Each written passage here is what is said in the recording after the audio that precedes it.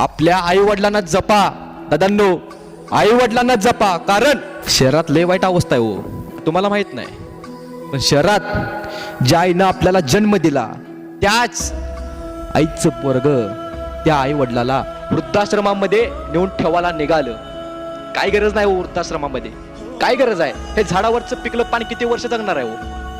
आपल्या आईला दिवसाच्या फक्त 2 भाकरी लागतात, किती वर्ष जगणार आहे?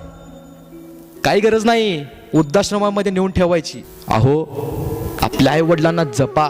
शेवटी हिशोब कर्माच होतो, बरोबर?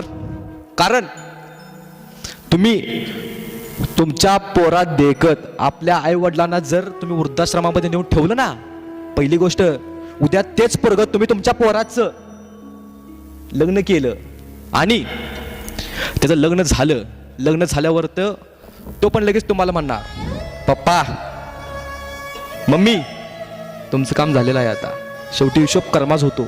तुम्हाला पण उद्या तुमची पोरं वृद्धाश्रमामध्ये नेऊन ठेवायला निघणार आहेत. त्यामुळं आपली आई वडील जिवंत आहेत तोपर्यंत त्यांची सेवा करा. त्यांना जिवंत आहे तोपर्यंत 2 टाइमचं जेवायला द्या. कारण अरे जिवंतपणे त्यांची केली नाही सेवा आणि मेल्यावरती म्हणतो जेवा जेवा. नाही रे बाबा, नाही चालत असं. आपले आई वडील जिवंत आहेत तोपर्यंत त्यांची किंमत करा.